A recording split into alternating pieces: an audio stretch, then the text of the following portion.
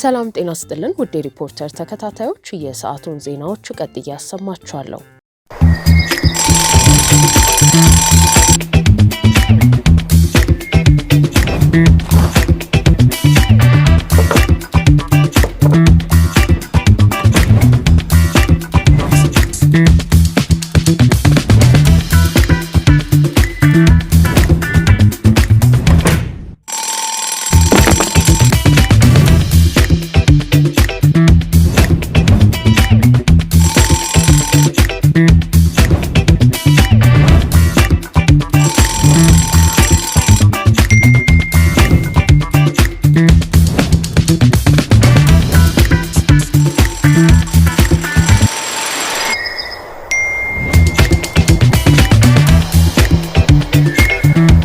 የደሞዝ ክፍያ በሲቢኢ ብር ለሚቀበሉ ደንበኞች አሁን ሁሉም ቀልሏል። በሲቢኢ ብር ፕላስ በኩል እስከ 4 ወር ደሞዝ ብድር በአንድ ወስደው ያሻውትን ቀን የደሞዝ ቀን ያድርጉት።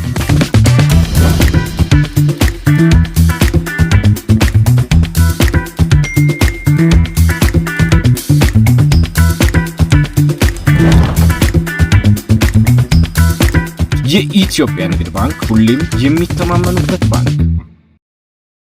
የፌዴራል ማረሚያ ቤት ኮሚሽን በአዲስ አበባ የሚገኙ የሕግ ታራሚዎችን ከ7ኛ እስከ 12ኛ ክፍል በርቀት ለማስተማር የሚያስችለውን ፍቃድ አገኘ። ኮሚሽኑ በአዲስ አበባ የሚገኙ የሕግ ታራሚዎችን ከ7ኛ እስከ 12ኛ ክፍል በርቀት ለማስተማር የሚያስችል ፍቃድ ከአዲስ አበባ ከተማ አስተዳደር የትምህርትና ስልጠና ጥራት ቁጥጥር ባለስልጣን አግኝቷል።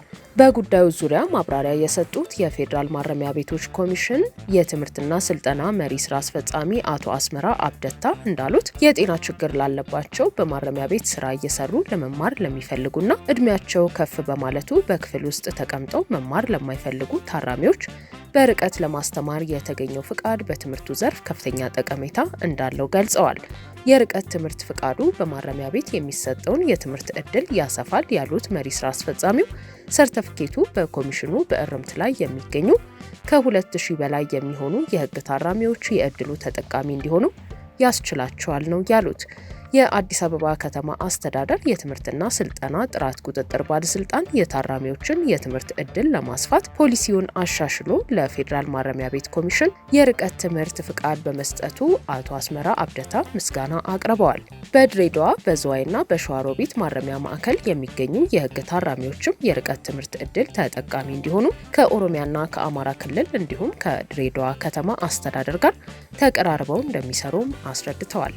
ስማርት ቴክኖሎጂ በመታገዝ የፊት ገጽን ወይም የጣት አሻራን በመጠቀም በራስ አገዝ አገልግሎት ወይም በባንካችን ሰራተኞች ታግዘው ሂሳብ መክፈት፣ ገንዘብ ገቢ ወጪ ማድረግም ሆነ ሌሎች ፈጣንና ደህንነቱን የጠበቀ የተሟላ የባንክ አገልግሎቶች ያገኛሉ። አቢሲኒያ የሁሉም ምርጫ። የይገባኛል ጥያቄ በሚነሳባቸው አካባቢዎች ያለውን ሕዝብ ፍላጎት ለማሟላት የፕሪቶሪያው ስምምነት ተፈጻሚ መደረግ እንዳለበት ስምረት ፓርቲ ገለጸ። የትግራይ ክልል ግዛት የነበረውና ከ2 ዓመታት በላይ ከተካሄደው ጦርነት በኋላ በአማራ ክልል ስር የሚገኘው ምዕራብ ትግራይ በመባል የሚጠራው አካባቢ የሚኖረውን ሕዝብ ፍላጎት ለማሟላት በቅድሚያ የፕሪቶሪያው ስምምነት ተፈጻሚ ሊደረግ ይገባል ሲሉ የስምረት ፓርቲ ምክር ቤት አባል አቶ ጣዕመ አረዶም ገልጸዋል። በተለይም የወልቃይትና አካባቢው ህዝብ የትግራይ ወይንም የአማራ ማንነት አለኝ ብሎ እንዲወስን ከተፈለገ በቅድሚያ አካባቢው ከጦርነቱ በፊት ወደ ነበረበት ክልል ተመልሶ ምርጫ መካሄድ እንዳለበትና የዞን የወረዳና የከተማ ምክር ቤቶችም መቋቋም እንዳለባቸው ጠቁመዋል። አቶ ጣዕመ ይህንን የተናገሩት መረብ ኢንሳይደር ከተሰኘ ዩቲዩብ ቻነል ጋር ባደረጉት ቆይታ ሲሆን ከዚህ ሂደት በኋላ የአካባቢው ህዝብ የሚያነሳው የትኛውም ጥያቄ በህግ አግባብ እንዲመለስለት ያስችላል ብለዋል። የወልቃይት ህዝብ አማራ ነኝ ካለ በጦርነት የሚመለስ አይደለም፣ ክልል መሆን እፈልጋለሁ ካለ ማንነቱን እንዲያረጋግጥ ህገ መንግስቱ ይፈቅድለታል ሲሉም ነው የተደመጡት።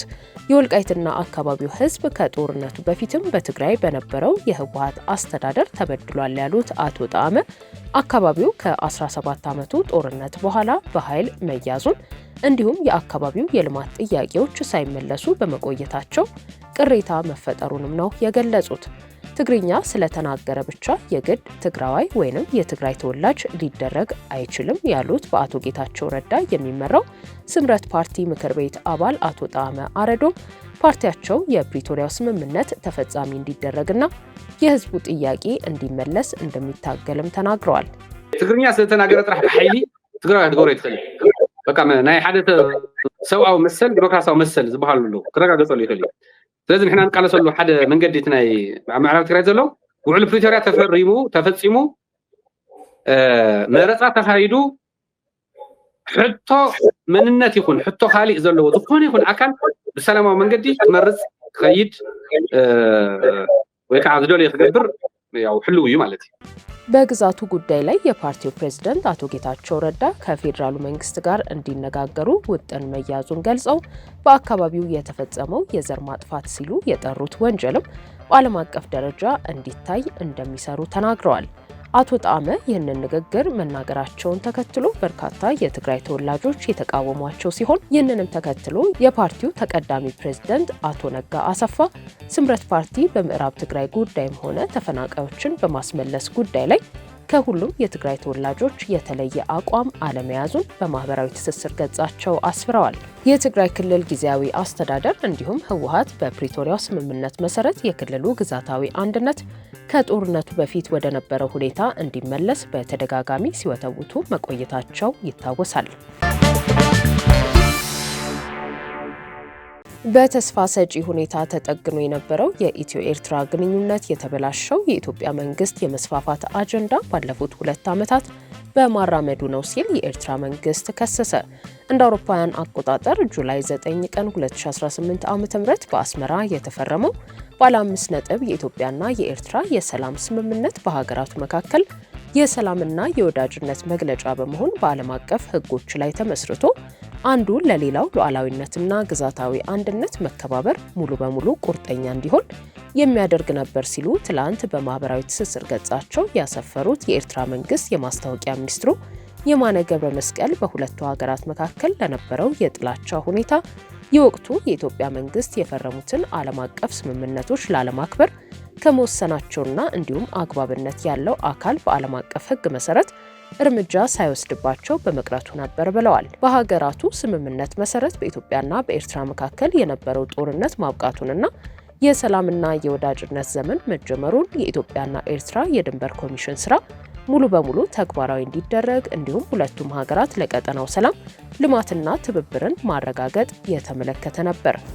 የኤርትራው ባለስልጣን እንደሚሉት የድንበር ኮሚሽኑ ተግባር ከ18 ዓመታት በኋላ ተፈጻሚ እንዲሆን የተስማማው መንግስት የዘገየም ቢሆን የወሰደውን አዎንታዊና አስተዋይ አቋም በሚያሳዝን ሁኔታና በድንገት ከታህሳስ 2023 የፈረንጆቹ አቆጣጠር ጀምሮ ተቀይሮ በሁለቱ አጎራባች ህዝቦችና ሀገራት መካከል ዘላቂ መረጋጋትና ትብብርን ለማምጣት አዲስ ምዕራፍ የፈጠረውን ተስፋ በሚያጠፋ ደረጃ የመስፋፋት አቋም እያንጸባረቀ ነው ሲሉ ወቅሰዋል።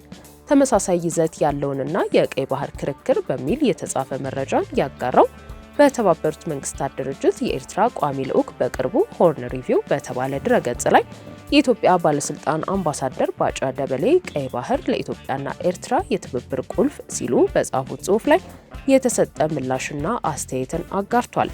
ጽሑፉ የኢትዮጵያ ባለስልጣን በቀይ ባህር ላይ ያንጸባረቁት አቋም ታሪክን፣ ተፈጥሯዊ የምድር አቀማመጥንና ዓለም አቀፍ ሕግን የሚቃረን እንዲሁም ኃይልንም አማራጭ ያደረገ ነው ሲል ወቅሷል። የኢትዮጵያን የባህር በር መተንፈሻ ጥያቄን በስፋት ከኤርትራ ሉዓላዊነት ጋር ባስተሳሰረው ጽሑፍ በኢትዮጵያ በኩል ታሪክን፣ ተፈጥሮንና ዓለም አቀፍ ሕግን የመጣስ ሙከራ ከተደረገ መላው አካባቢውን የሚያቃውስና በርካታ ችግሮችን የሚወልድ ክስተት ይሆናል በማለት ኢትዮጵያ ለኤርትራ ዲፕሎማሲ ስርዓት ዋጋ አልሰጠችም ብሏል። ከአንድ ወር ገደማ በፊት ጥቅምት ወር ላይ በህዝብ ተወካዮች ምክር ቤት ተገኝተው ለቀረቡላቸው ጥያቄዎች ምላሽ የሰጡት የኢትዮጵያው ጠቅላይ ሚኒስትር አብይ አህመድ ኢትዮጵያ የቀይ ባህር ጉዳይን በተመለከተ ለአሜሪካ፣ ለቻይና፣ ለሩሲያና ለሌሎች በርካታ ሀገራት እንዲያሸማግሏትና መፍትሄ እንዲያመጡ ጥያቄ ማቅረቧን ተናግረዋል። በቀይ ባህር ምክንያት ከማንም ጋር የመዋጋት ፍላጎት የለንም ያሉት ጠቅላይ ሚኒስትሩ ውጊያ ከተነሳ ግን ውጤቱ ግልጽ እንደሆነና ሀገሪቱ ማንም እንደማያስቆማት አስጠንቅቀው ነበር። ኢትዮጵያ ብሔራዊ ጥቅሟን በሚመለከት ኢርትዓዊ፣ ኢፍትሐዊና የበደል የመጨረሻው በደል የተፈጸመባት ሀገር መሆኗንና ኢፍትሐዊና ኢርትዓዊ ውሳኔ ባለበት ሁኔታ የተሟላ ሰላም ሊፈጠር እንደማይችልም ገልጸው ነበር። ውድ ሪፖርተር ተከታታዮች የሰዓቱ ዜናዎቻችን እነዚህ ነበሩ። ስላደመጣችሁን ከልብ እናመሰግናለን።